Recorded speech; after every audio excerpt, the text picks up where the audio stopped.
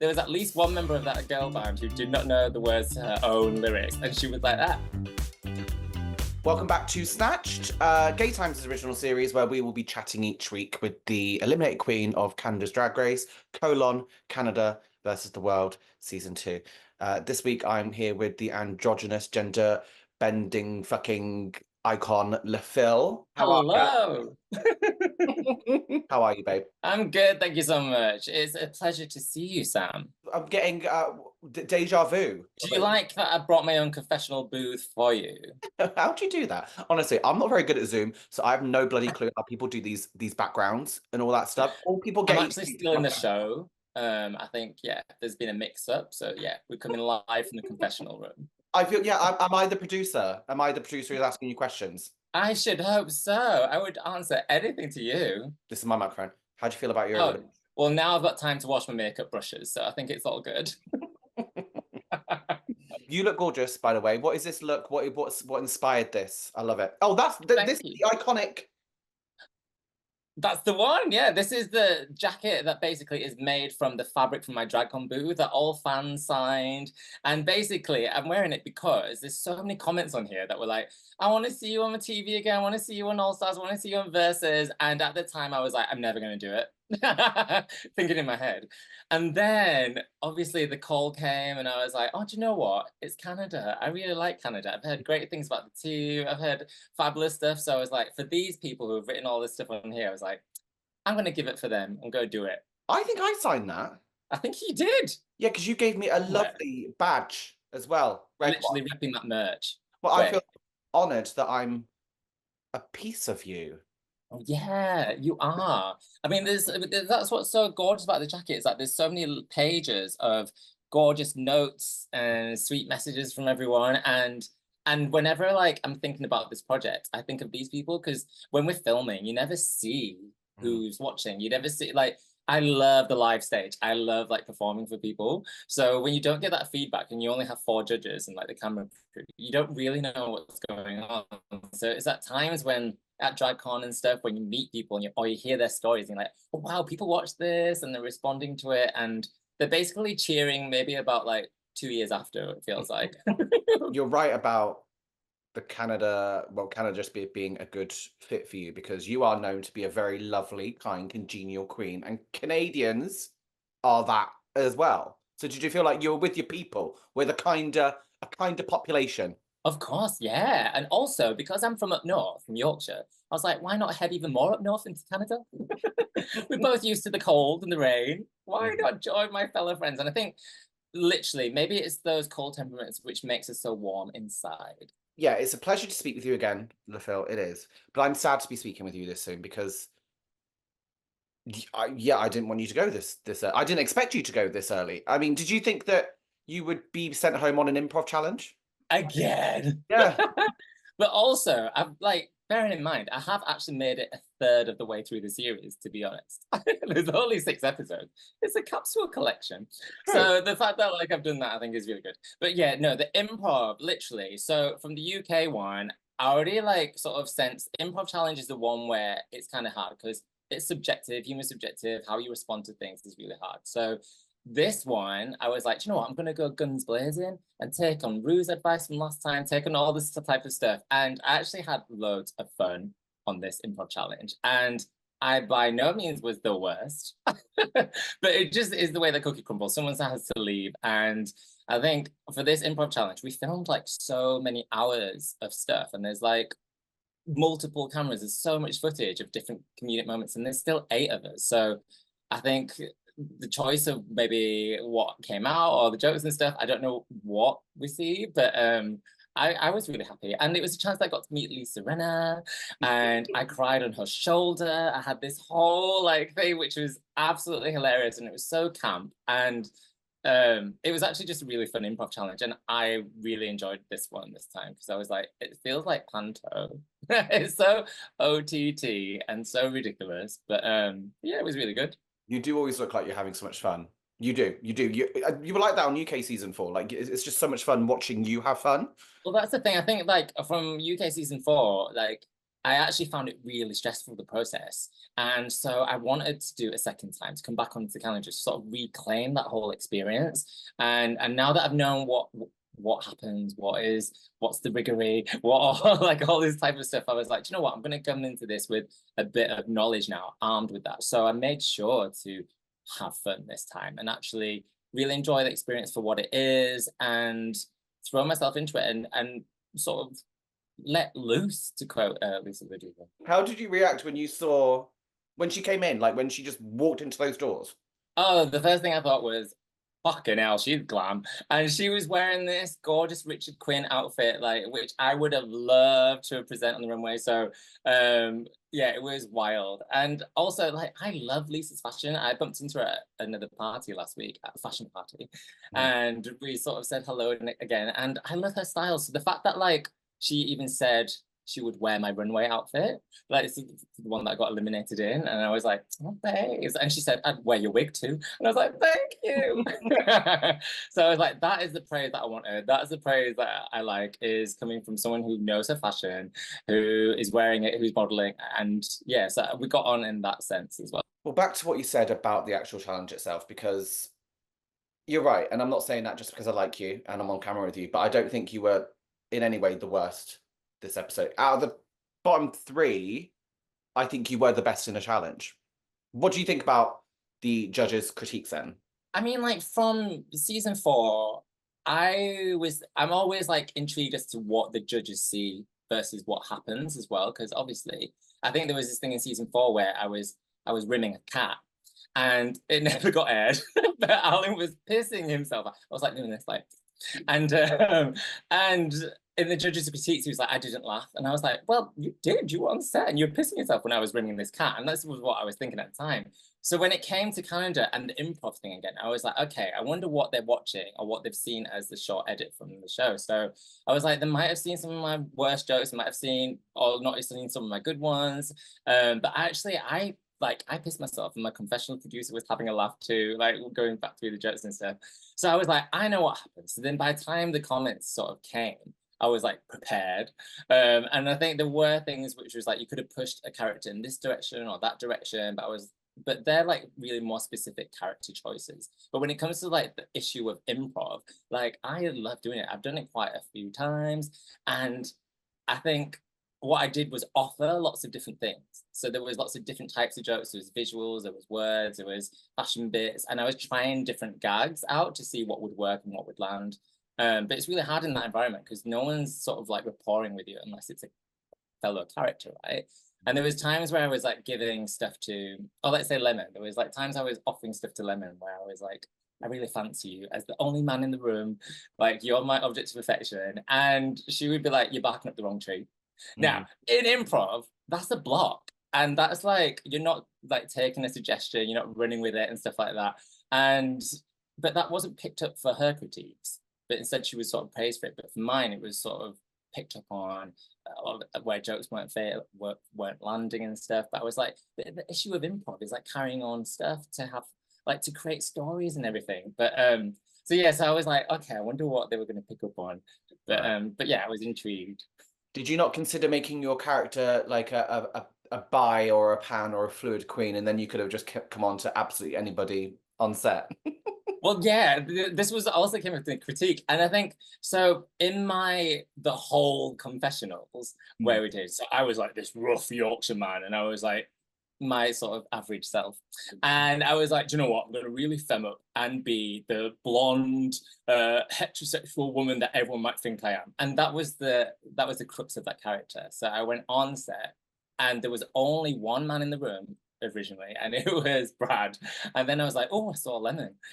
So I was really fixated on those two men, and I was like, I'm a girl in love. I just want to fall in love. I'm not like out for lesbian sex. I'm coming in there to meet my husband, and I wanted to sort of stay true to that focus really, and sort of see how far that could go. But yeah, I don't think the other girls were fancying, to be honest. You see, Kennedy? Oh my god, yeah. She knows how to make herself look rough for an improv challenge and then win it. So, you know, good on Kennedy. I know, she totally won. And the thing was, like, I think I said in the show, like, me and Tyno were like chatting. I was like, I didn't even think she was that funny. But then she was, she wouldn't. But like, so I was like, okay, so humor is subjective because I actually thought Cheryl would have won. Because I love Cheryl's character and I love how quick she was. So yeah, so she was definitely like in my top like 3. It feels like the UK queens were a bit robbed this episode. Completely.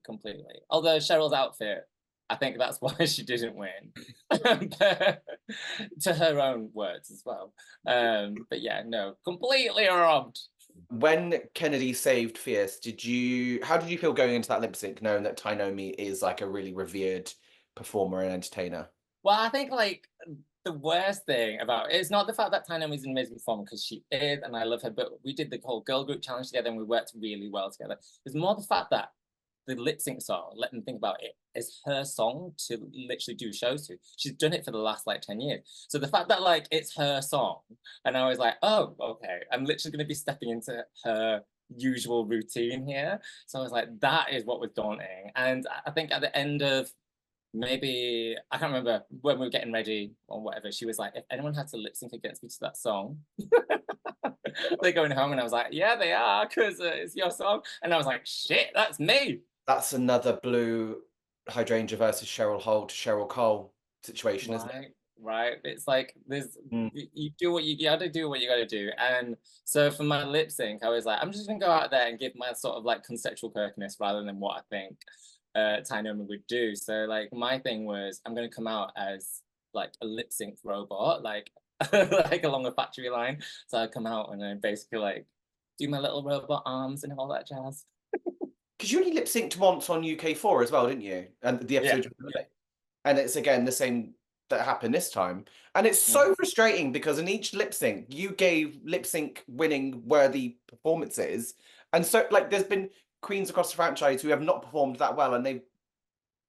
I'm not putting any queen down. I'm not. But what I'm saying is that your lip syncs are always really captivating, entertaining to watch. Because I love performing, and I think like I love creating concepts. So even for every lip sync song that we got given, I had a whole concept, a whole costume outfit per song that I would do. And it was a case of then like, how would I sort of tailor it? How would I sort of tweak it? But I had sort of an essence of idea for each one. So yeah, this one was always going to be something about robotic movement or quite like electro or glitchy. So yeah, that's sort of what I went down with. But with Tainomi, I love her to pieces. So it was really sad that all our girl band was in the bottom 3 this time for this week's challenge, which is just the way the cookie crumbles sometimes. Oh, I didn't actually put that together. Yeah, it's the. Yeah, so when we went on to stage, it was just it was like, this is weird. Like we were put all as safe last week, controversially. And and then I'll put in the bottom for this week. It's like chess. Just moving ships around or something. Yeah, I mean, well, let's speak about last week then, because your performance was incredible and it got such an amazing response online. So many people were in uproar that you were not in the top. So what was it like to see that positive response? Because it's just always nice with these fans to get a positive response, right? Yeah, and the thing is, when you're filming stuff and when you're, especially for me, like when I'm writing music, you never really know what the response is going to be like. So I think I can't remember, we were in LA when the premiere came out. And so my signal's rubbish. I'm like just seeing floods of bits of different things come through. And then I was like, wow, everything is so positive. And then Fierce comes up to me and she's like, have you seen all the comments and the like Canada's Drag Race Twitter? I was like, no, I haven't. And then so we had a look through, but that was really, really sweet. And it feels right. Like, no, it's really nice to sort of have that reception because I've been doing that stuff for so long. So it's really nice that people on a worldwide level get to see it now as well. And it's where I feel most comfortable, where I'm doing music, when I'm performing. And so that was really good. But even the reception from the unique entrance outfit, like my balloons in my hair, and to the girl band challenge, and then to my cultural Chinese lion dragon outfit as well. I think the whole thing was like really good for me that first episode, and I really enjoyed it. And yeah, I would have to agree with some fans. I think I should have won. I mean, I'm gonna say, even in the group, in the top 3 group, there was at least one member of that girl band who did not know the words to her own lyrics, and she was like that. But the whole group won. I mean, what's going on? I'm glad you mentioned your balloons because When I saw them for the first time at DragCon earlier this year, bloody hell, time goes fast, doesn't it? That was January and we're in July. I remember looking at you and thinking, God, he must have had a whole team to help him with these balloons. But then you go on Canada's Drag Race, Canada versus the World, and you don't have a whole team helping you with those balloons. So how did you get that? How did you do that? I basically had a comb like this, wait, sat there, sectioning my hair, putting in clips and tying it all myself. And I think I was so conscious that I could do that. I was always just thinking about, oh, making sure it looks good. That I forgot that I had to measure the height of the archway that we walk in with on Canada's Drag Race. I was like, and literally I came out of the dressing room and I was like, wait, how am I going to fit on stage? And then like, so a production crew ran up and she was like, I think you might just have to walk to the side because there's like a little triangle that points down. I was like, I don't want to pop every single balloon as I go in. But like stuff like that. That was the only thing I didn't think about was the height of the stage. But yeah, I literally planned it all down to a T. Because actually the balloons thing was part of the filming booth. Like I wanted to, at DragCon, it was all items that we could fill up, you know, like a mug, they were filling me up condoms, balloons, like all that type of stuff. So that was the first outing. And then I was like, I really like doing this. And it's such a nice way to present my hairstyle. It's not using a wig. Like all 4 looks in my first episode do not have a wig. And it's all my authentic self, but just like a creative version. So yeah, I think that was a really nice sort of concept to do that for the entrance look, especially with like air delivery via balloons. Amazing. They're iconic. Your balloons are iconic. I love them. I want to see them all the time. I don't care if you recycle that look all the time. I just want to see balloons. They might come back again, for sure. I love how Cheryl was like, "Is there helium in them? Did she try and inhale? Did she try and get high on them or?" We both did. We were both literally sucking so much helium that I had quite a sore throat afterwards when I was like going into the girl band challenge. We were like, wait, does it ruin your vocal cords? Then we stopped. Then we quickly stopped. But yeah, we were both sucking that dry in our little UK corner. And the thing is, from DragCon, so the reason why Cheryl knew my silhouette when we was coming on stage, where she's like, oh, I know who that is because after I did it at DragCon, she went out on a nightclub night and there was like balloons there. So she just tied them to her wigs and did a story going, I'm LaFille. It was really funny. But it was so nice to be there with Cheryl because it was nice to have someone familiar and like going on to that show, especially with Drag Race legends, like who I've watched like from the early ages, from the dawn of time. It felt like going into Madame Tussauds or something and seeing like all the waxworks and being there with like all the famous ones. I was like, oh, this is kind of wild. So not only do I have to come up to their level, but I also have to try and surpass them and do my thing. And it was quite daunting. So it was really nice to have someone familiar from the UK just to sort of like be there in the corner with me as well. Yeah, no, this cast, I love it. I absolutely love this cast because it's a mixture of legends and kind of new queens who we want to see more of and chaotic personalities. I absolutely love it. But when it was announced, this cast, people liked to complain online, didn't they? Saying, oh, we've seen them 3 or 4 times. You know, boring, miserable people. Really boring, miserable people. What did you make of that? Let them complain. It's fine. People love an opinion.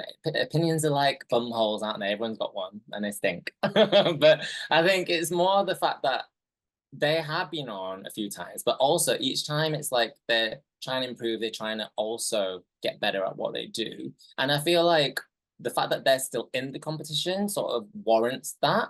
And it means that they've gone a few times, they've been around the block a few times, they're doing it and they're trying to hardest to be at the top. And if they weren't in there, then I'd be like, oh, that's a few like practice goes like wasted really for them. So I didn't mind in a way like being kicked out so that they could carry on to sort of like actually get their flowers finally because they've been on so long.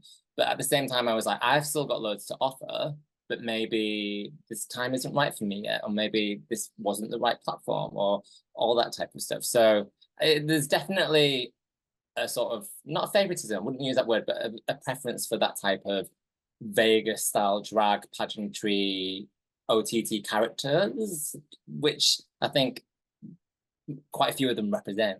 Whereas I'm sort of like a newer gender fuckery like type of on the outskirts of drag, and I think there's still a bit of mileage to sort of go in people appreciating that and understanding that. Because I think if you've seen Alexis and Kennedy on season before, you automatically know what they're going to give you, and so it's easy to sort of connect with that. Whereas I think with me, I am slightly more unknown in the international drag race world. So I think not only do you have to get to know me and where my drag is coming from, which then makes everything a lot harder, I think, to appreciate. I know your time is over, but we did get some incredible confessionals from you this season. You're always such a joy to watch in them, just because you're happy and you don't mind opening up. Such as this episode where you discuss the difficulties of dating as an androgynous person. Was that important for you to chat about, or did the episode and the character you played did that give you a pathway to discuss that? Yeah, I think that is always something which is on my mind, but the character itself was really about someone who was searching for love, and I think the character that is so desperate that they would do anything. They would lick furniture. They would cry. They would literally like imagine themselves with paintings on the wall, all that type of stuff, like completely desperate. And I think that was a way for me to exercise that outlet. But I think dating as an androgynous person is hard because there's so many different issues that I discuss about on the show, about feeling used or feeling like just a one-off fling type of stuff. And there's more that I would say as well, but I think in the context of the show, I think that character just really helps me, discuss it in a really fun way, and just dramatize it a little bit. And we get to see rather human moments like that this season, as well as lots of drama, which is why I'm loving this season so far, because it's giving us everything. We've got, really human moments like that. And then we've got some dramatic scenes between like Alexis and Eureka and Fierce that make for, great reality TV. So what was it like to be in a workroom with people, with queens who are known to speak their mind? Oh, I love that. I thought it was really fun. Like Alexis and Eureka, I think are amazing. And the thing is about them as well is that they have a really gorgeous like side that I really get on with as well. Like, and they're quite humble characters, but they know when to switch it on. And with Alexis, it's like it's second nature. And I think with Fierce as well, literally, that is her down to a T. She doesn't have an off button. She's like that all the time. And so I think that is really perfect for reality TV because you need to be switched on all the time, and Fierce is literally like shade central. And so it was really fun that we get to like balance all that out with different energies. But that's why it made this season so fun to do. Like, we're a great cast. No, I love it. I can't wait for the next few episodes. Final question. What's next for you? I know you've released over the past few years a string of singles and 2 EPs, and I think now the demand is there more than ever for new material after last week. So what's coming? What can you tell me? Oh my God, there's new material. You preempted that. Oh, literally, I've got a new song which is going to be coming out soon. You can pre-reserve now. Click the links in all my bios. And and I've been working, do you know, because I worked with Kathy Dennis as well, did I tell you? Like, who wrote Toxic, Can't Get It Out of My Head. Like, we've got an amazing song that we've got in my little locked up archive that I'm ready to sort of like let go as well. But that's the sort of the music journey, is that there's more material, there's more stuff, and that's where I feel most comfortable and where I can write, where I can enjoy and sing and express myself and be jolly. There's definitely loads more of that. And then we're going on tour in September. We're going to start off in a UK tour and then head around Europe and do more stuff as well. So yeah, it's going to be really fun. Can't wait. And that's the beauty of being able to go back on like Canada's Drag Race. I got a visa to go to the US and do DragCon. And like, I love to travel. I love to get around, and it's nice that people want to say hello too.